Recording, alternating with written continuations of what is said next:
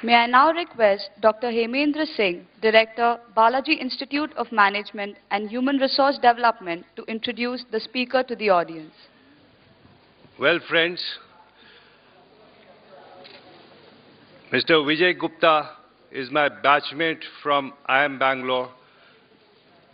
In 1981, we graduated. While we were studying, Vijay was not focused on his studies because he was interested in business and he was making money while we were studying. So he's an entrepreneur, and I had titled this meet as National Business Conference 2012. But let me tell you, friends, this gentleman has come all the way from Singapore to be connected with us today.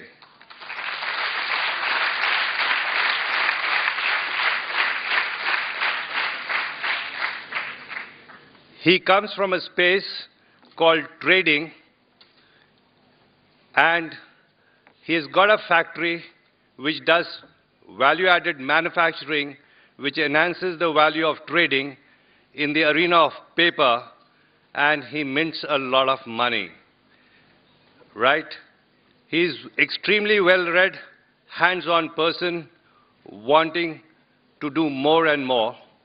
And I just met him by sheer accident in Bangalore when I had gone for the selection. And he has also recruited 4 students from SBS. His brother had come, and let me share with you, he has come on his own expenses. He's a great gentleman, a thorough leader, and he'll give you an insight of how business is run. And I've asked him to share how one can make a career abroad, because even I don't know. Over to you, Vijay.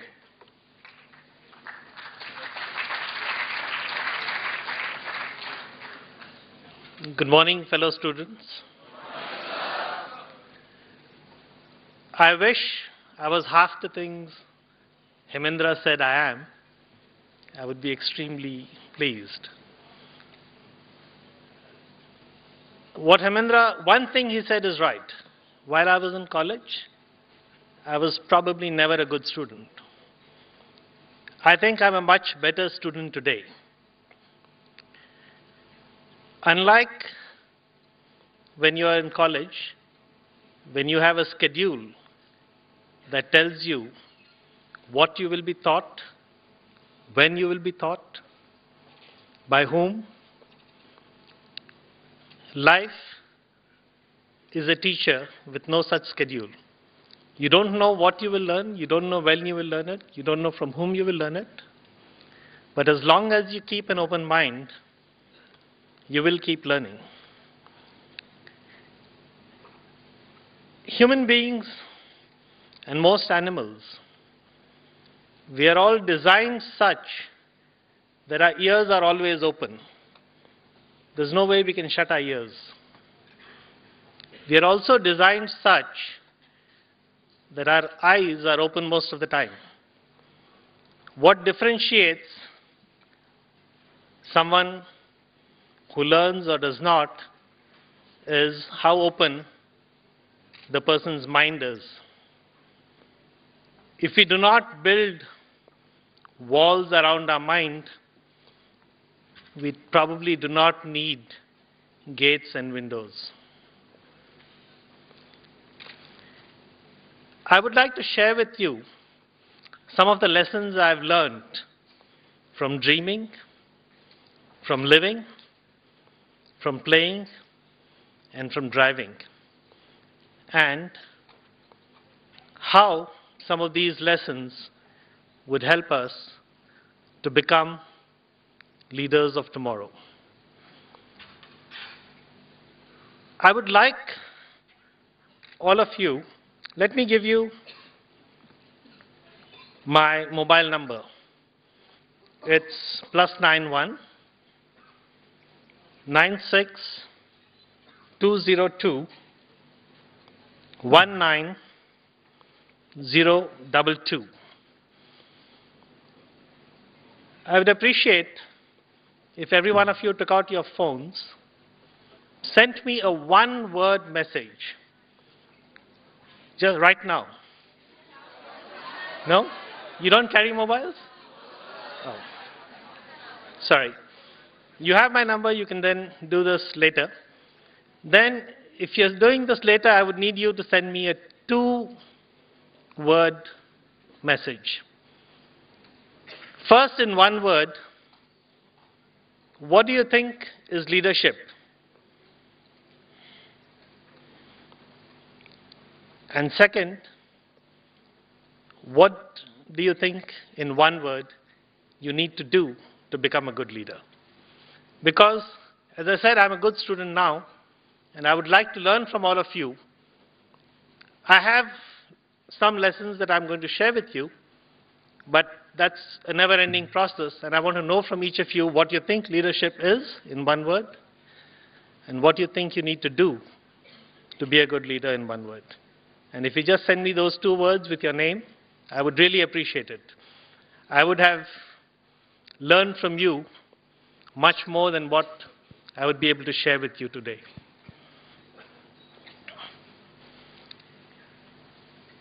In my view, becoming a leader is like a journey by bus.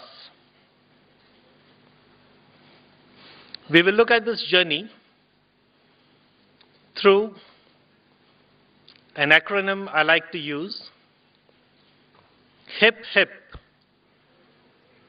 shape, you, act. HIP HIP are the 6 wheels on the bus. Shape is the structure of the bus. You is you. Act is how you act, how you compete, and how you build teams. While today we do not have enough time to discuss what our path should be, how we should remain focused on it, I would still briefly touch upon wisdom from the Vedas that define our path, that define meaning, and that define how we should best enjoy our journey. And also wisdom from the Gita that teaches us to remain always focused.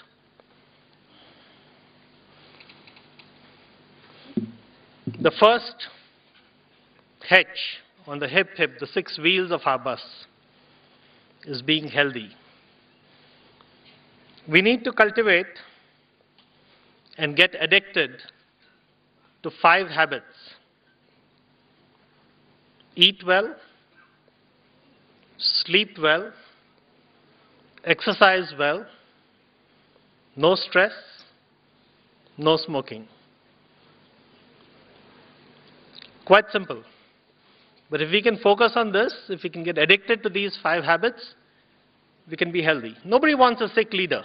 If you want to be a leader, and if you cannot take care of your own self, how do you expect people to trust you with taking care of them, their companies, their organizations, hundreds of people working in those organizations? So first, you've got to be healthy. You've got to take care of yourself. Second, wheel on our bus, intelligence. Intelligence is nothing to do with the grades you would get here. Grades just measure how good you are at remembering some of the things you've been taught. Intelligence is about being able to learn, being able to always learn from all the opportunities that come your way.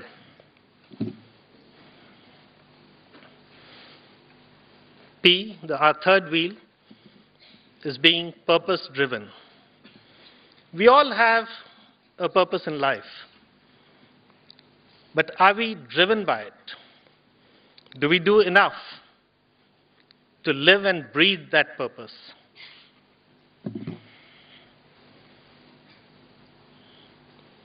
The fourth wheel, being happy. Not being happy when you made your first million. Not being happy when you become the CEO of the company you would work for. But being happy every moment of that journey. Happiness, again, has nothing to do with what you have.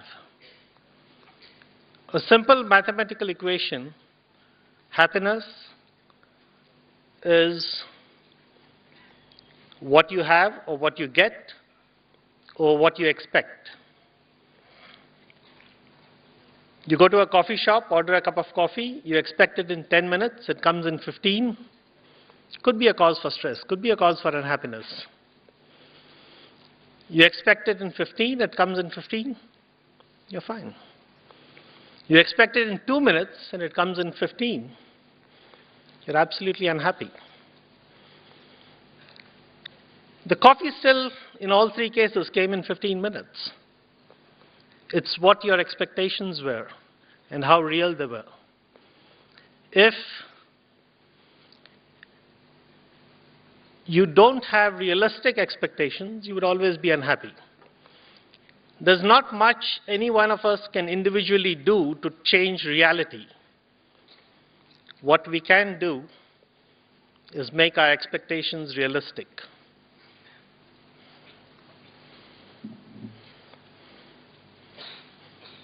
Our fifth wheel, being innovative.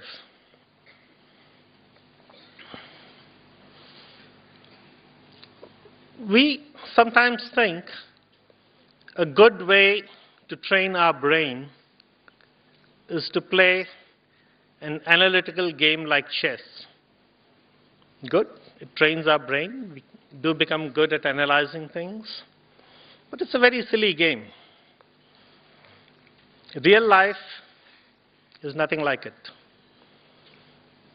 Where in real life do you expect to have full information about yourself? Full information about your opponent or competition? In real life, you take a lot of decisions based on partial information. A game of cards is a much better teacher of how you could take decisions, you could take risks, you could use your intuition, you could use your gut, you could dream that someday you will hold all the aces, and yet you keep enjoying playing the game. You lose some, you win some. Not a problem. That's how it's meant to be. The last wheel on our bus is passion. If you could do anything you wanted to do, you had no restrictions, what would you do? Are you driven to put your mind and body, heart and soul into doing what you're doing? Can you be as passionate about something like passionate romantics who even gave up their lives for their love? That's what you need on the sixth wheel of your bus.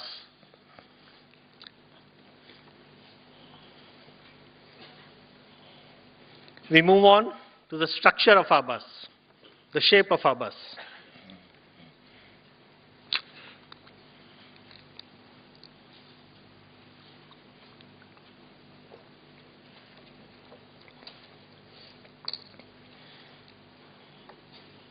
S, sincerity.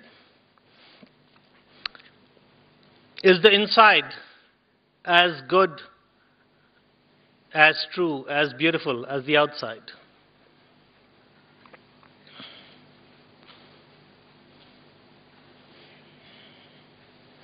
If we want to be leaders, there's nothing like someone trusting you 99%.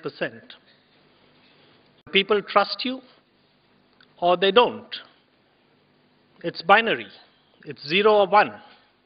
And obviously, you want to be 1.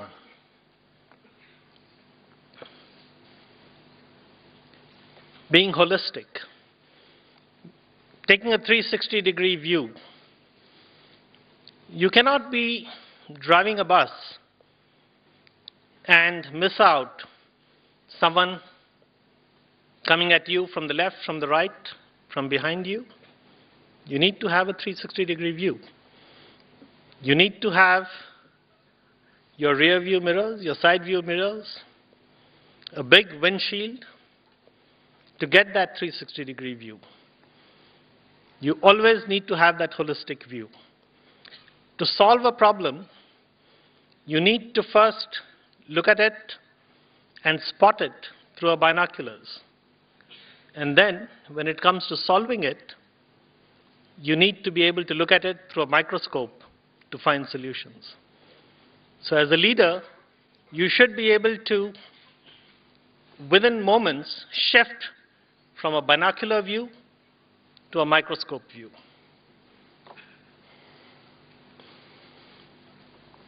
Articulate. This is the dashboard on our bus. It gives us all the information. Your speed, your fuel, how hot is the engine. So you have clarity on what you're doing. In an orchestra, if every member was not absolutely clear about what he would play, when he would play, how he would play it, and if the master was not able to orchestrate that right, what you would hear is a noise, not good music.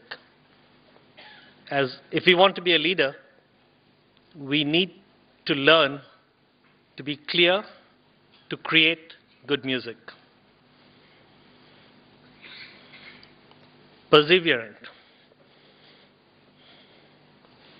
You need the horsepower to be able to drive your bus uphill. And you need the braking power to be able to safely drive your bus downhill. Many of us think perseverance is just about being able to rise after we fall. True, that's part of being perseverant. But it's also about being able to keep succeeding after we succeed. We've all heard the fairy tale of the tortoise and the hare. So if you don't persevere after success and slack, you would stay not at your destination, somewhere on the way. We all know of batsmen who've scored a century, slacked, and got out to a silly shot. If they had persevered after that, they could have scored the double, the triple, or won the game for their team.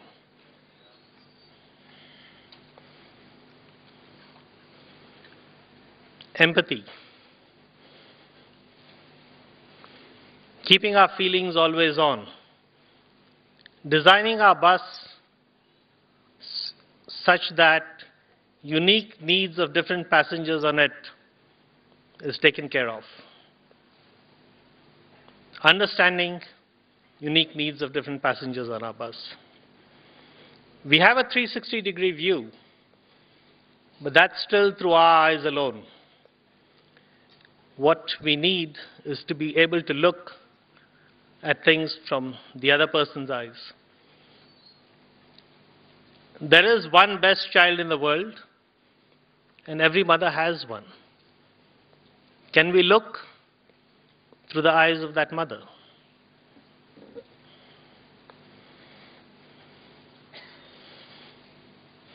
That, friends, is our bus. We now come to you, the driver. You have a wonderful bus, but your journey is made unique by how you would drive it.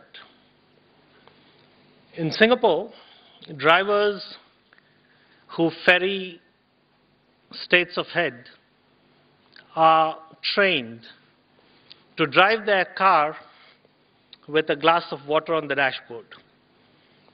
And they're supposed to drive in a way that the water does not spill. So you've got to find your own unique way of driving that bus. As a leader, by definition, you're not going to follow somebody else's way. If you're a leader, you'll find or make your way. We have the bus and the driver. Does that mean we can be successful leaders? Absolutely not. We've got to get down to the actual act of driving, getting our hands dirty. Starting, pushing that start button, revving up the engine, driving, actually driving. So, learning, putting together all those strengths, putting together a beautiful bus, the driver. If you don't get down to the act of actually driving it, it all counts for nothing.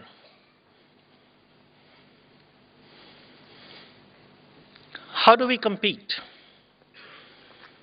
How do we compete with other road users? How do we handle competition between different passengers on a bus, some of who want you to go all the way non-stop? Some of your passengers want you to stop and rest on the way. How do you compete between the need to save time and drive fast, or save fuel and drive at the right economical speed?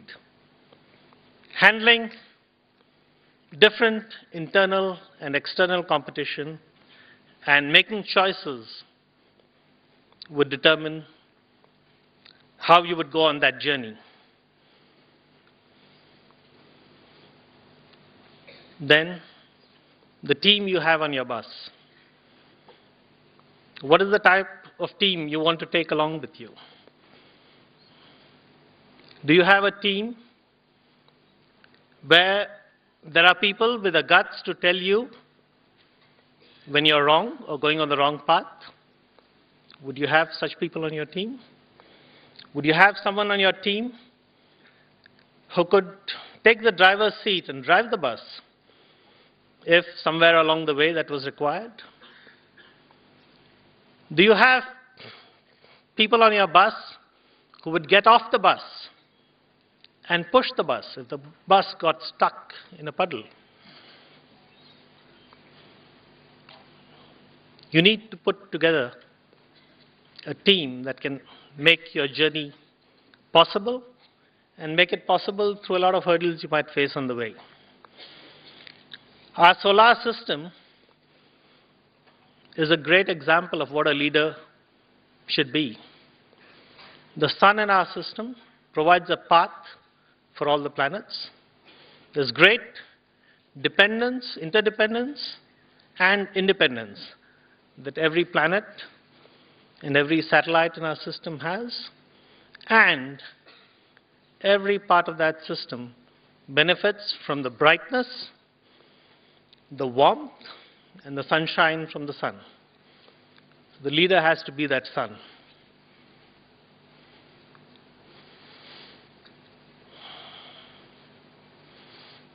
We have our bus, we are willing to act, we have our team. Where do we drive? Where are we headed? What is the path?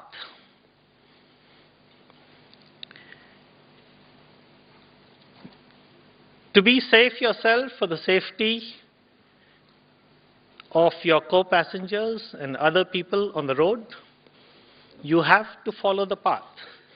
In India, if you're driving on the left side of the lane, you have to be on the left side of the lane. You have to stop at red. You have to move at green. Not go into a no-entry lane. So what defines our path?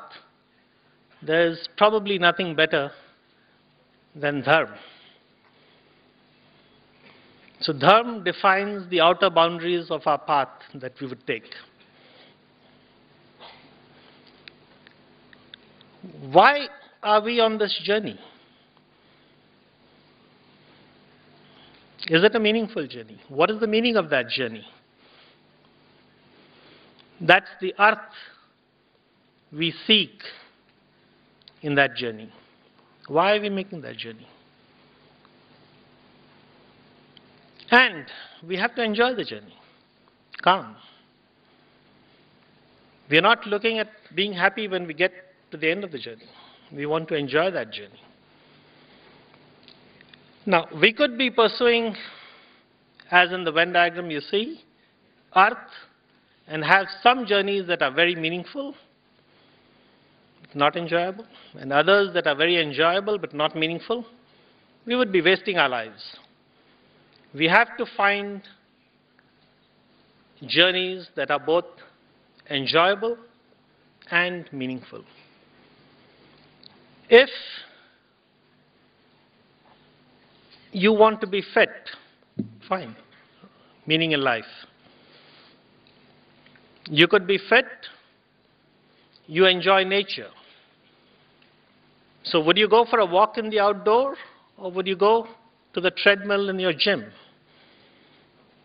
If you spend the time in the outdoor, you would have earth and calm together.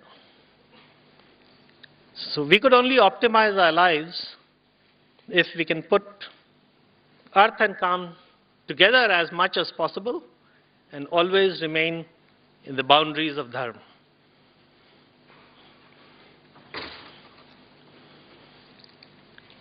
What are we focused on during our journey?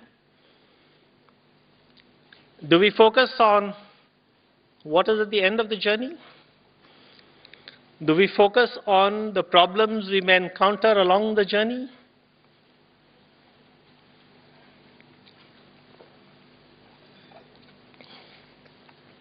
Do we focus on how we would handle a flat tire if we have one, or an accident if it happened on the way? Do we focus on making a phone call while we are driving?